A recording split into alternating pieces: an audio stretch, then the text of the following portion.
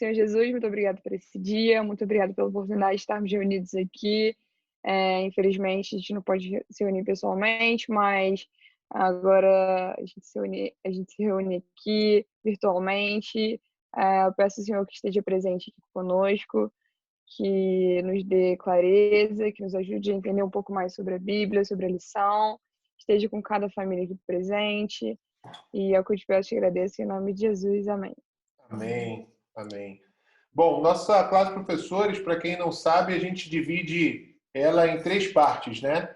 A parte inicial, que é a parte do relacionamento, né? De algumas instruções, alguns comunicados, a parte da lição e depois a parte da missão. Então, nessa primeira parte, o pastor trouxe um vídeo para a gente. Eu vou compartilhar aqui com vocês, tá? Deixa eu compartilhar minha tela aqui. Espera aí, só um minutinho. Espera aí. Só um minuto. Cadê o Augusto? Não, é aqui.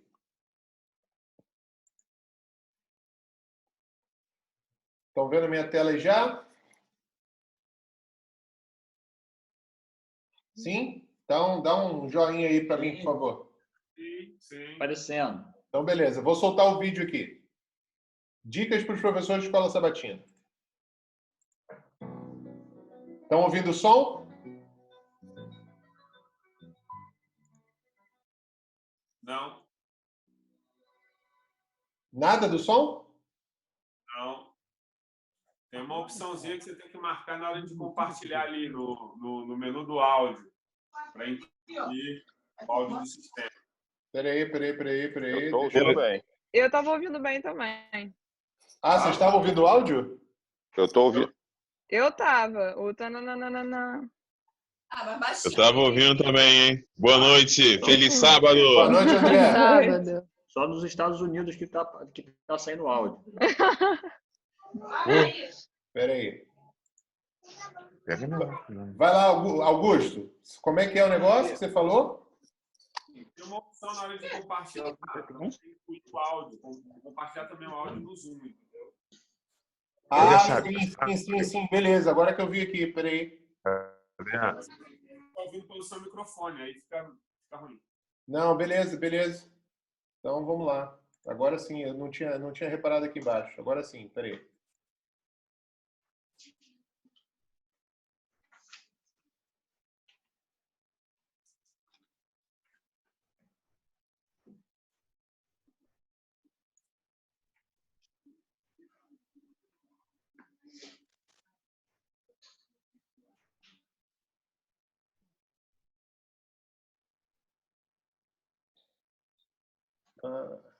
Beleza. Vamos lá. Quando eu começar o vídeo, se vocês estiverem ouvindo o áudio, vocês dão um joinha aí, tá? Foi.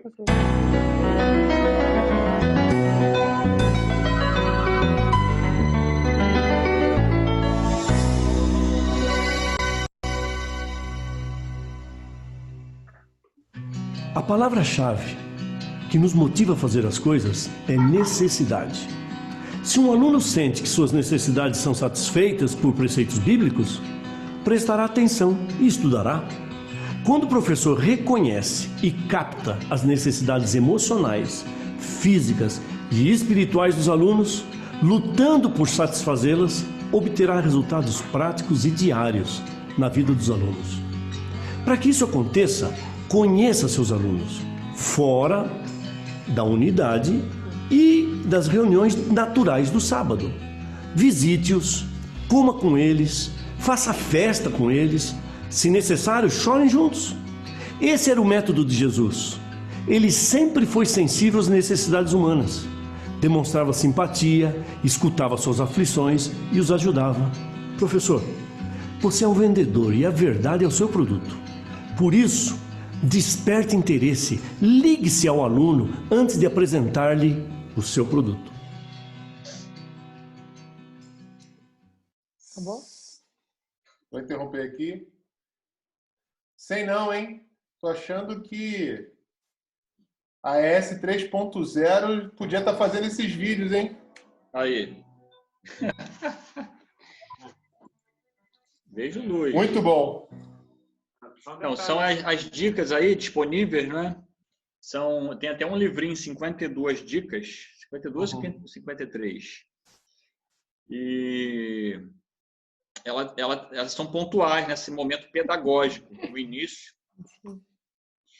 E eu lembro que teve uma pesquisa em Brasília, uma igreja que não tinha frequência, o pessoal chegava tarde, não queria estudar a lição, aí resolveram colocar os professores para ter esse contato direto, ligando durante a semana, podia fazer uma visitação, se disponibilizava, conhecer ali o aluno, como ele bem disse, né? Isso aí cria você vai criando raiz, e aí quando você vê, nessa pesquisa, no final dela, depois que eles começaram a fazer isso, a fazer essa prática, das dicas aí do Valdeci, aumentou a frequência 70% a 80%. Sem dúvida. E, pastor, quando eu disse aqui que a AES 3.0 podia estar fazendo esses vídeos, é porque, pessoal, há quanto tempo a gente fala disso, né? Quando a gente começou lá em 2018 com essa equipe aqui, né? Uns entraram, outros saíram, mas é basicamente essa equipe aqui. Qual foi a frase que a gente disse massivamente em 2018? Que a Escola Sabatina é o quê? É uma fábrica de relacionamentos, né? Então, para que a gente consiga esse resultado que o pastor Valdeci Lima falou ali, a gente precisa, sim, agora mais do que nunca no Covid-19, pastorear os nossos alunos, né? Tiracema está aí, que não me deixa mentir, a gente tenta ter contato, a gente está fazendo a nossa classe às 9 da manhã no sábado, via Zoom. Então, assim, o André também está aí, amanhã é com ele, hein, Tiracema? Amanhã é ele que vai passar a lição para a gente. Então, assim, é isso, a gente tem que fazer, é a nossa parte. Lição? Bora? Bora lá, pastor. Quem é capaz de falar a lição, o título da lição, sem olhar para a lição? Difícil, pastor. De novo eu olhei aqui na hora, tá do lado. Luciana, eu ia dar uma dica, mas eu não sei se eu falo agora ou depois, que o pessoal estava fazendo, e eu achei muito legal. Eu nem estou frequentando muito lá por conta do trabalho do Nick, mas o pessoal de Nova York, agora com essa quarentena, porque eles não podem se reunir, porque lá a comunidade adventista é muito unida. Então, por eles não poderem se reunir e para também não ficar tão maçante só estudo da Bíblia, essas coisas e tal, eles criaram um grupo e cada um tá dando uma aula assim do que sabe. Tipo, o pessoal tá falando, agora eu vou dar uma aula de Excel, agora eu vou dar uma aula vou fazer um bolo aqui, e vamos fazer no Zoom todo mundo junto. Então, tipo assim, eles estão encontrando formas de continuar conectado com o pessoal, sabe? Mesmo separado. Pô, legal, vamos conversar sobre isso depois. Eu achei bem legal. A gente pode pensar nisso, né, pastor? Né, Gisele? Isso, tem alguma coisa para contribuir. Vamos aprender. É a Luso Brasileira que você está indo? Eu estava indo, mas agora a gente não frequenta muito logo, a gente se mudou para Flórida, mas lá a comunidade é muito legal mesmo, muito forte, também unida. Depois eu vou jogar um link aí no grupo. Vai ter uma reunião no domingo desse tipo, de empreendedorismo. Só uma camarada fera. Se fosse pagar, ia ser caríssimo, mas de graça. Aí você vai fazer o cadastro para poder assistir pelo Zoom no domingo. Vai ser o dia inteiro. Legal. Bacana. Show. Poxa, que bom. Então, vamos lá. Vamos lá. O Tiago vai ensinar medicina aí, tá? O verso da Vital. Ninguém falou o título, né? Pode falar olhando, não tem problema não. Pode falar olhando? A visão de Jesus dos apóstolos acerca da Bíblia. Nossa! Quem estuda sabe. E o verso, alguém pode ler? E João decorou. Nem só de pão viverá o homem, mas de toda palavra que procede da boca de Deus. Eu ia falar de cor, mas o Gabriel se adiantou. Mas eu falei de cor já que é conhecido. Mas assim, o tema da lição... Abaixa o seu microfone, tá, João? Se o pastor perguntar assim, qual um resumo geral da lição, a gente já pode entender em poucas palavras. É aquilo que eu penso e aquilo que está escrito. Boa. Pô, Profundo. também, hein? Vamos preparando frases aí. Gostei de ver, hein? Porque Jesus, ele fala... Pega a visão. Quando era Jesus, ele era... Sempre alguém queria pegar Jesus de alguma forma, ele falava assim, não, ele poderia fazer, porque ele era Deus. Mas o que Jesus quis dizer? Ele não falava e falava assim, não, eu acho que é isso aqui não. Não, o que ele falava? Olha, a Bíblia está escrita, Isaías falou tal coisa, está escrito na Bíblia. Por quê? Porque ele queria que a pessoa soubesse que já está lá registrado. Dê valor à palavra, dê valor ao que está escrito. Muito bem. Diz que um dia uma garotinha perguntou para a mãe, por que temos que pedir pão velho todos os dias? Aliás, porque todos os dias temos que pedir pão para Deus. Aí a mãe respondeu para a filha, porque Deus não quer nos dar pão velho. Então, esse verso aqui, ele vem falando que a Bíblia é como se fosse o nosso alimento espiritual. Jesus, porém, respondeu, está escrito, não só do pão viverá o homem, mas de toda a palavra. A palavra aqui tem o sentido desse pão que nós precisamos. É como se fosse aquele maná que caiu do céu e o povo de Israel precisava. E nós precisamos ser abençoados todos os dias com esse está escrito, com assim diz o Senhor, conforme Gabriel acabou de falar agora. E a gente viu que a discussão, isso foi indo lá para o final, começou no meio da lição e no final colocou ali de maneira bem abrangente. O ponto de discussão ali é que hoje muitos não creem na Bíblia, continuam não acreditando, apesar dos achados arqueológicos, mas os céticos ainda têm uma corrente muito forte. E Jesus vem mostrando aqui no decorrer da lição, ele vem mostrando como agir contra essa corrente contrária à palavra de Deus. Como nós devemos proceder como cristãos nessa época moderna que vivemos.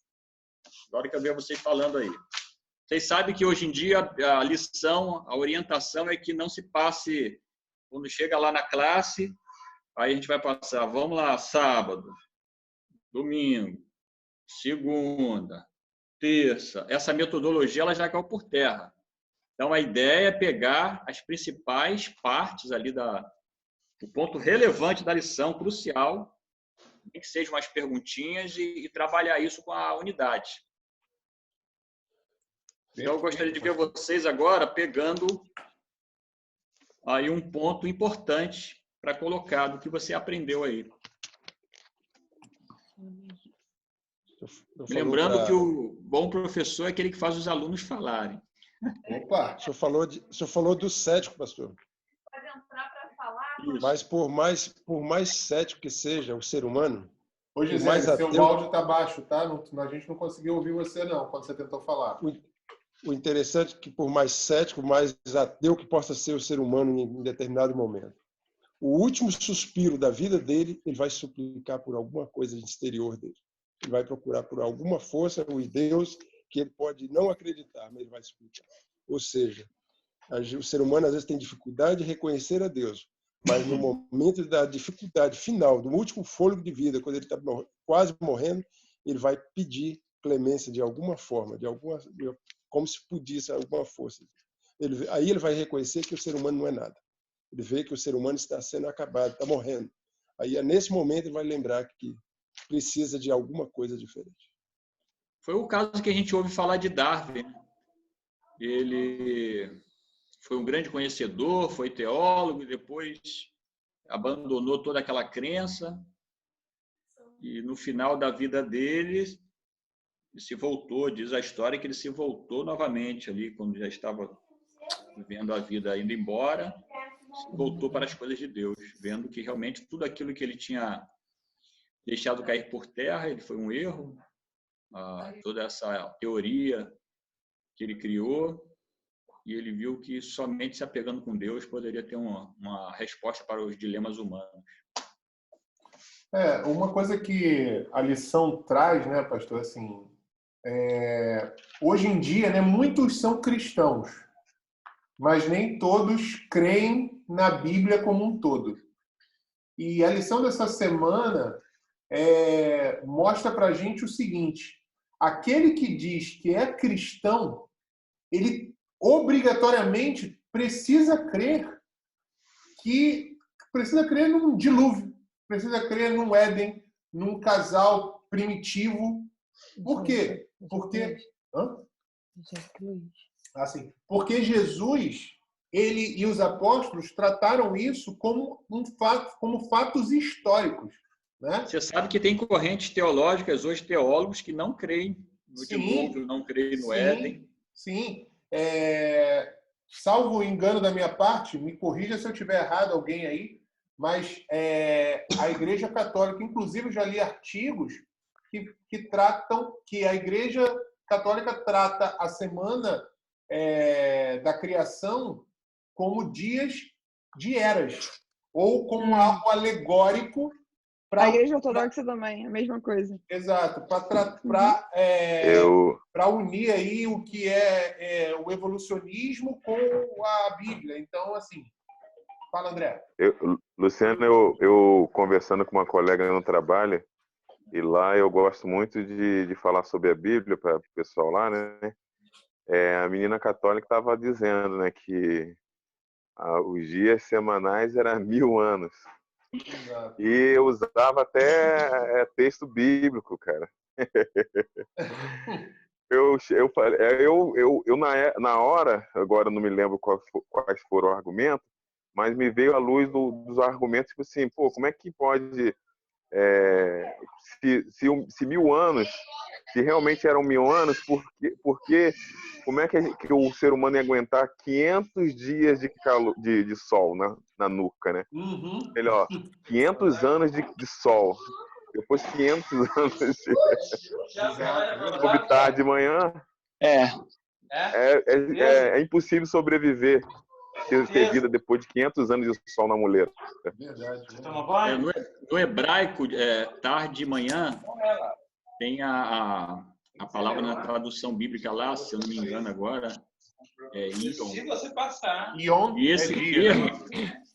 esse termo está se referindo à tarde e manhã. Dia de tarde e manhã. Então, um dia um período de 24 horas. Me corrija se eu estiver errado, pastor. O tarde ali, na verdade, significa no hebraico parte escura, e o manhã, na verdade, parte clara, né? E houve uma parte escura e uma parte clara o primeiro dia. Houve uma parte escura e uma parte clara o segundo dia. Né? Tudo bem. Então, assim, o fato é que Jesus e os apóstolos consideraram esses relatos como fatos históricos. Então, se eu sou um cristão, eu preciso aceitar isso como um fato histórico, algo que de fato ocorreu. Né? Verídico. Até porque assim, é muito complicado você não crer na Semana da Criação literal e crer na cruz de Cristo.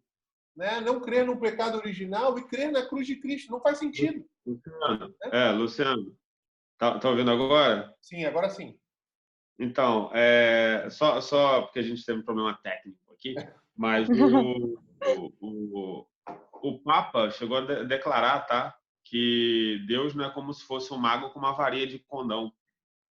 Então, ele assim, haja luz e houve luz não, entendeu? Porque isso dá uma interpretação para a gente como se fosse alguém que tem, de fato, poderes miraculosos. Então, ele tenta dar uma certa humanizada, como se Jesus precisasse de um projeto, depois precisasse carregar cimento, carregar areia, e aí para ele fazer alguma coisa, entendeu? Então, isso é uma coisa que colabora para derrubar, né, a Bíblia como fato histórico. E, pegando um pouquinho o gancho do que você estava falando, a grande questão e o porquê que a gente tem que rechaçar todo esse projeto de alegorizar a Bíblia, né, e tal. A questão mais básica para mim é a seguinte: qual é o critério? Por que lá no Gênesis é alegórico e por que a cruz de Cristo é real, é histórica? entendeu? Quem te disse? Mas isso né? entra a questão do Novo e do Velho Testamento, né? Eu estava tendo essa discussão essa semana sobre isso. Pois é, então assim, justamente, se a gente tem o sola escritura, em que momento a Bíblia desautorizou ela mesma, entendeu? Em que momento a Bíblia disse que ela não valia mais em alguma parte dela, entendeu? Então, assim, só pode acontecer isso, só pode haver essa divisão ao encarar o Novo e o Velho Testamento do sola minha mente, né? Porque sola escritura não funciona assim. Então, a gente tem que combater de forma mais veemente esses projetos, né, de alegorização da Bíblia, por conta disso, porque isso relativiza o conceito de pecado. Quem não tem pecado não precisa de salvação. Aí a cruz de Cristo já não é mais aquilo, entendeu? E aí vem um efeito cascata extremamente grave que transforma o cristão num personagemzinho qualquer, entendeu? É como torcedor de clube, né? Eu sou vascaíno, e aí? Entendeu? Então, ser cristão define uma pessoa, entendeu? Isso é muito mais importante, né? Então, a gente não pode deixar que essa relativização avance nas fronteiras aqui da igreja. Sim, seguindo a linha de raciocínio do Augusto, eu acho que até comentei com a Gisele que essa semana eu tive uma discussão e a pessoa estava tentando me convencer que, na verdade, Gênesis, o Antigo Testamento todo, é uma fantasia, é como se Deus tivesse usado isso para as pessoas menos favorecidas, para as pessoas que não eram educadas naquela época, para elas poderem entender o sentido. E então Deus fez essa forma de história para a Bíblia, nessa forma para as pessoas não educadas, né? Para as pessoas não... Foi um psicanalista, alguém disse que a religião era o ópio do povo. Lembra? Para explicar. Então, aí ele falou assim, a ciência explica o que aconteceu, essa fantasia. Então, eu acho que isso está acontecendo muito, né? Está tendo muita corrente de explicando, trazendo o evolucionismo para explicar o criacionismo. Exato. Então, por isso que nós, como adventistas, quando a primeira coisa que a gente faz quando conhece a igreja, para você ser batizado, você recebe um estudo bíblico. A filosofia da igreja adventista é a mesma de Martinho Lutero lá, somente a escritura. Quando usamos outro mecanismo para isso, ou basear a fé nos pais da igreja, ou a igreja está acima da escritura, vai dando campo para as ideias. Eu tinha um amigo, tenho ainda, que ele é vivo, e ele dizia que o campo da argumentação ele é vasto, diz ainda, né? É muito vasto. Para quem quer argumentar, você vai argumentar aquilo que você acredita. Mas a argumentação de Cristo e a argumentação apostólica foi no assim diz o Senhor. Nesse campo, nessa ideia, nessa ideologia, não pode ter coisas periféricas. É assim diz o Senhor. A Bíblia que Jesus tinha era o Velho Testamento. E os apóstolos usavam.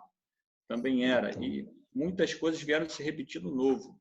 Não, e é interessante, pastor, como os apóstolos tratavam tanto as escrituras do Velho Testamento quanto as que já existiam do Novo, né? Porque um texto que me impressiona muito, e eu gosto muito de usar esse texto quando eu tenho a oportunidade de dar estudo bíblico, é um texto que está lá em 2 Pedro. E ele vira e fala assim, olha, alguns deturpam as cartas de Paulo e tem coisas difíceis de entender. E essas pessoas levianas deturpam as cartas dele, Paulo, assim como deturpam as demais escrituras. Quando ele coloca assim as demais escrituras, ele está dizendo o seguinte, olha, as cartas de Paulo estão no mesmo patamar do Velho Testamento. Então, eles têm a mesma autoridade, entendeu? São as duas testemunhas que falam o Apocalipse. As duas testemunhas que falam em Apocalipse é o Velho e o Novo Testamento. Exatamente. E assim, chega a ser bonito de ver Cristo, o próprio Deus, aquele que é o Deus encarnado, aquele que inspirou os profetas, aquele que falou face a face com Moisés, aquele que veio como um anjo do Senhor para Abraão, como para Manoá e outros personagens ali, ele comprova, ele se submete à autoridade da palavra de Deus, da sua própria palavra, das suas escrituras. E assim, uma coisa que o autor da lição fala, e que eu nunca tinha me atentado, é que assim, em várias passagens da Bíblia, a palavra, quando é citado um texto do Velho Testamento, em alguns momentos diz assim, Deus disse isso, Deus disse aquilo. Mas, na verdade, o cara está recitando um texto do Velho Testamento. Ou seja, ele coloca em pé de igualdade o Deus falando, né, ou agindo, e a palavra escrita. Né? Ou seja, ambos têm a mesma autoridade divina. Né? Uma coisa que me chamou a atenção aí no estudo dessa semana, né? Vocês estão me ouvindo agora? Sim, sim. Não? Que era o que eu ia comentar lá atrás, é que Jesus, né, Deus na onisciência dele, parece até que ele já sabia que ia ter grupos que iam duvidar da Bíblia. Então, Jesus ele faz questão de ser extremamente didático e pontuar, está escrito, e aí ele cita, está escrito, e aí ele cita novamente. E ele citou os profetas, e os profetas citaram os textos antigos, então a Bíblia se costura por inteiro, sabe? É toda a escritura, não é uma parte da escritura, não é só um livro, só um autor, não, é toda a escritura. Isso daí é muito importante e a gente inclusive vê que Satanás também sabe disso. E ele também tentou usar, né, contra Jesus ali parte da escritura, só que diferente de Jesus que sabe toda, ele manipula e usa parte para enganar as pessoas, né? Sim. E isso é algo que a gente tem que ter essa responsabilidade, né, com a palavra de Deus. Né? Na lição cita um texto do livro Parábolas de Jesus, página 39 e 40, diz assim, Cristo apontava as Escrituras como de autoridade inquestionável e devemos fazer o mesmo. A Bíblia deve ser apresentada como a palavra do Deus infinito, como o termo de toda polêmica e o fundamento de toda fé. Então, assim, a gente não pode ter dúvida disso, sabe? A gente tem que ter 100% de convicção de que a Bíblia é a palavra de Deus e ela é inquestionável. Não importa se a gente não consegue comprovar alguma coisa ainda da Bíblia, né? Porque até o pastor Rodrigo Silva, de vez em quando, fala isso, né? A ausência de evidência não é evidência da ausência, né? Então, assim, a ausência de alguma comprovação das escrituras, de algum tema científico que as escrituras tratem, não significa que a gente tem a ausência daquilo.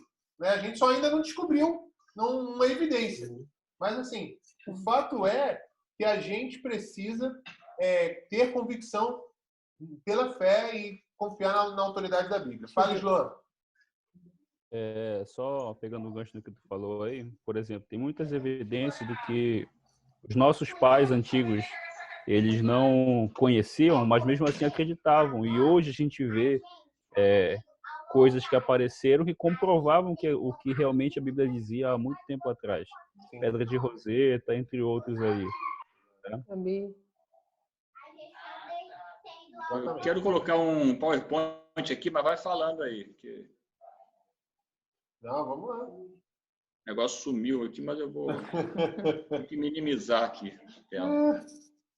É só 40 minutos, pastor. Hoje de manhã eu participei aqui ajudando na lição distrito aqui. E eu acho olha, eu acho que não vai rolar, porque justamente foi uma das configurações que eu vi na conta. Só o host pode apresentar. Só eu. Então, se eu jogar pelo Zap aí, você consegue colocar? Consigo, manda bala aí. Que ele não tem uma configuração intermediária, é só o host ou todo mundo, entendeu? Beleza, foi bom você ter falado. Então, por isso que o negócio está enrolado aqui. Vou jogar aí.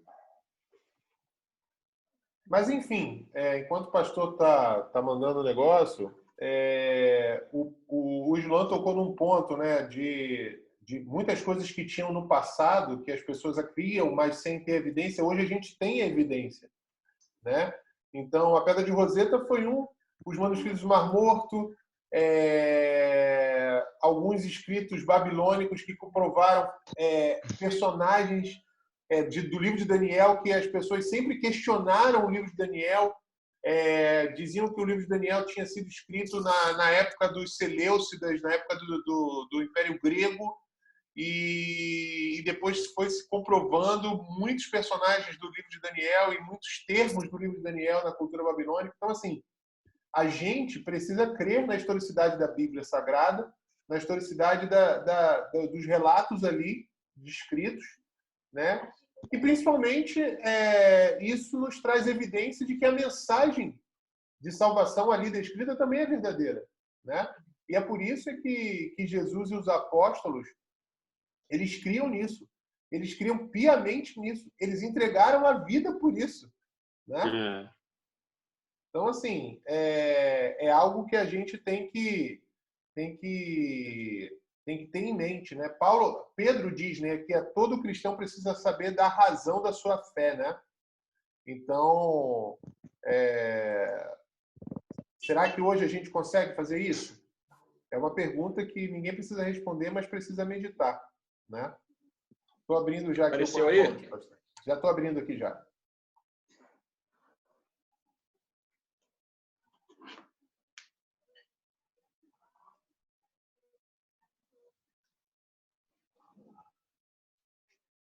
Demora um pouquinho aqui para abrir, mas tá abrindo.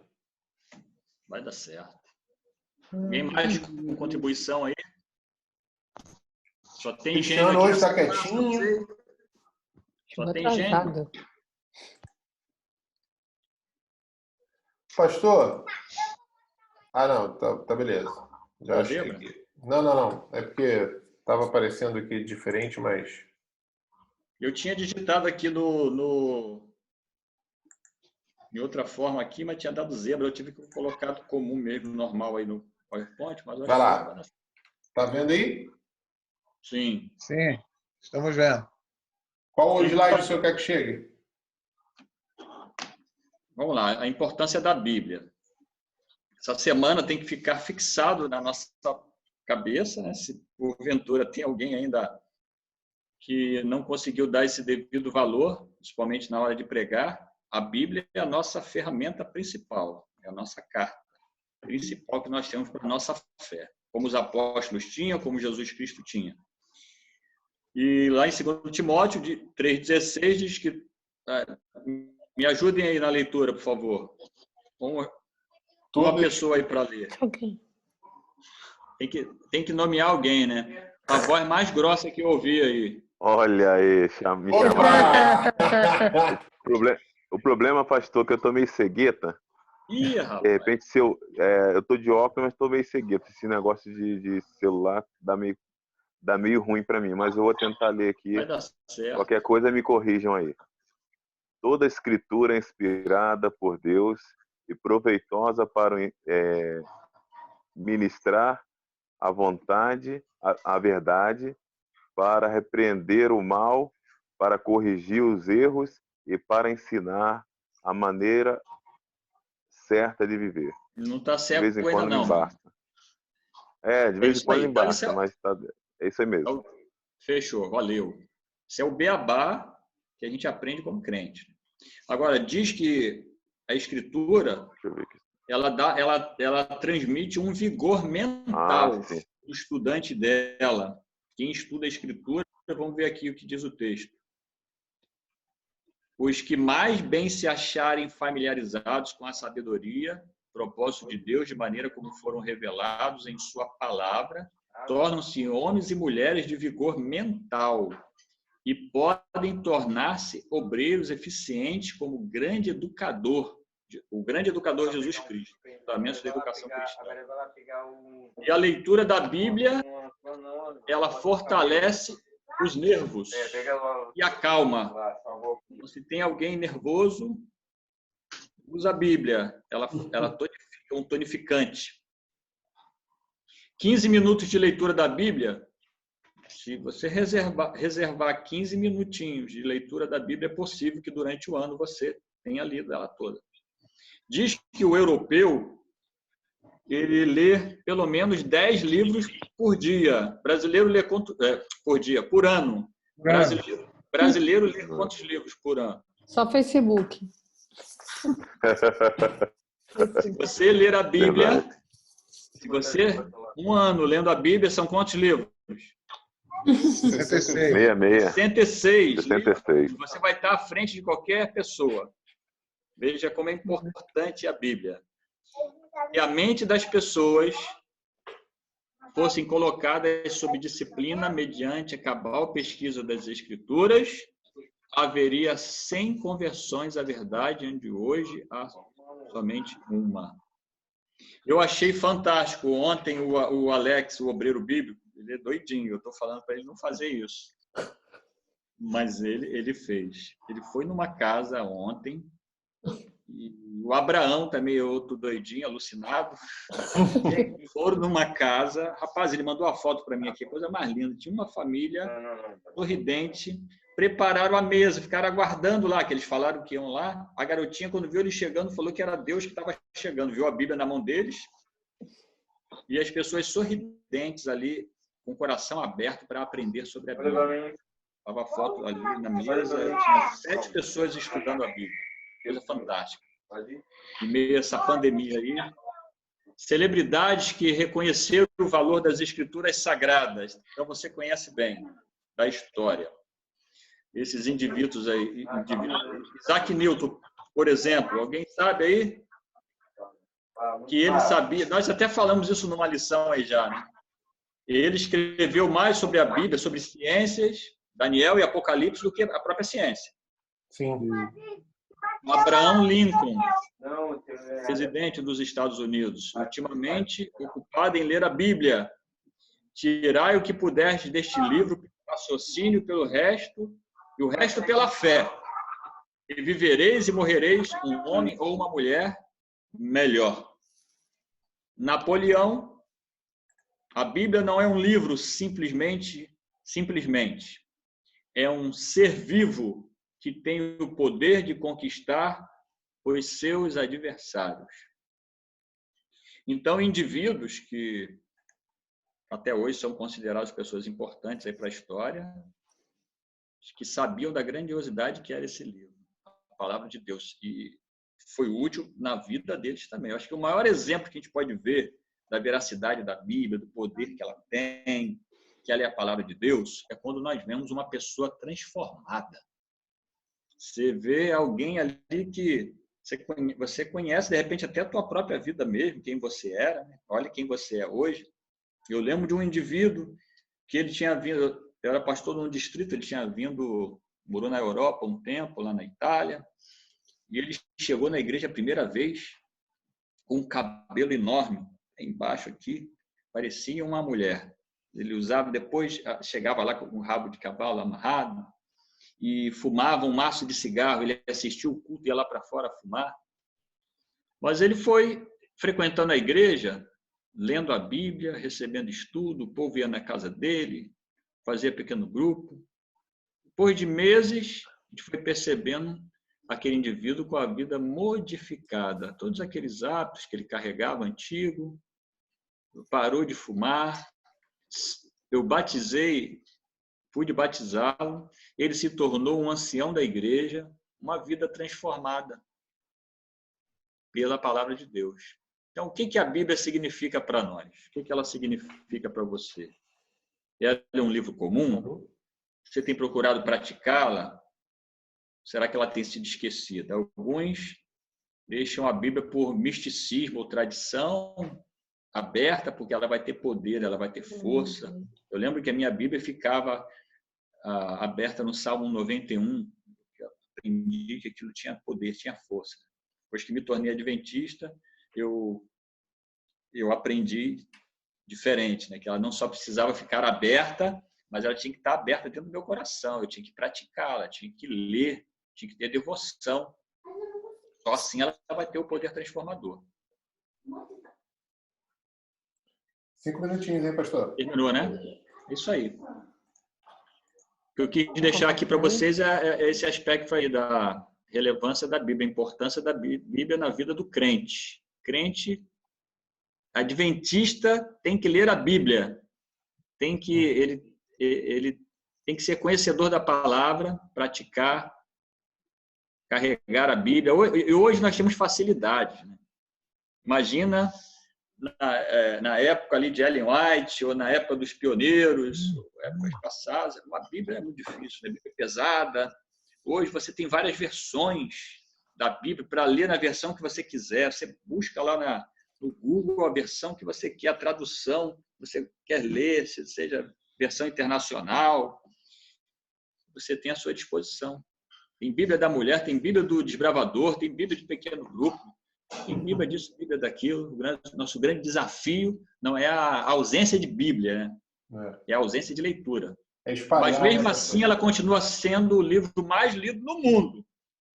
A grande questão mas é praticado? Pois é. Eu queria só uma característica ali da Bíblia, né, que o pastor colocou no slide, que a sua leitura acalma, né? A gente tem um exemplo um pouco mais contemporâneo, né, que na verdade pouca gente sabe, mas o Ayrton Senna, né, quando ele se vê em situação difícil, o que ele fazia era abrir a Bíblia no box, né? Ele estava ali para sair para os treinamentos e tal, ele ali atrás ele estava lendo a Bíblia, porque ele dizia que isso o acalmava. Isso aí eu posso colocar aí Podia ter me falado isso antes, eu também não tinha. Muito bom.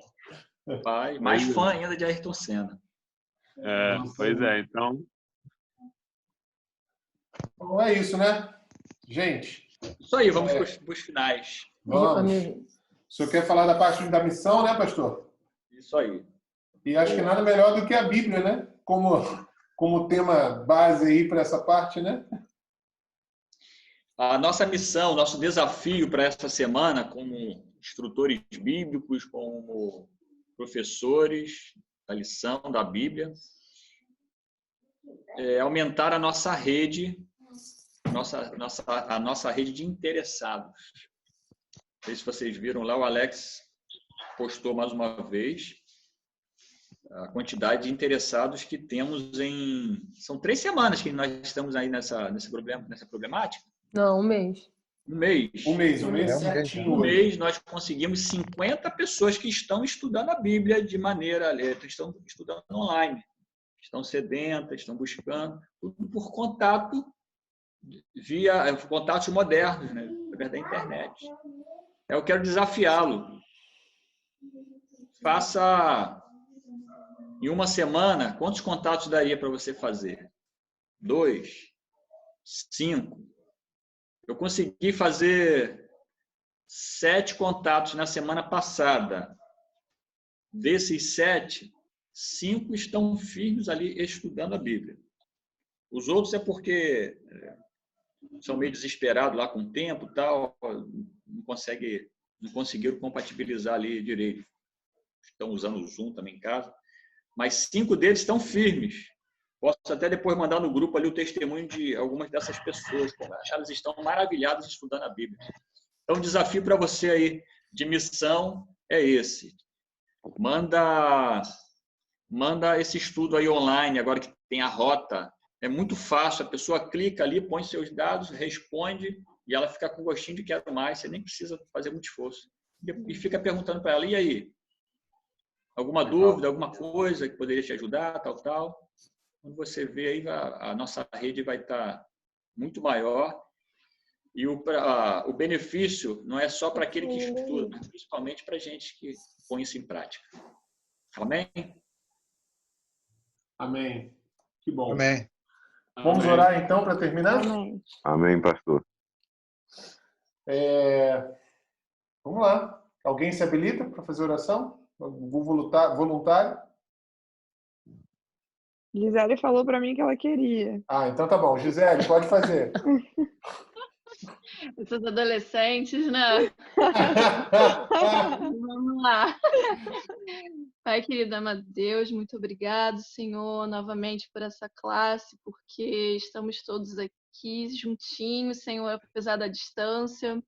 Obrigado, Senhor, pela oportunidade de aprender mais da Tua palavra.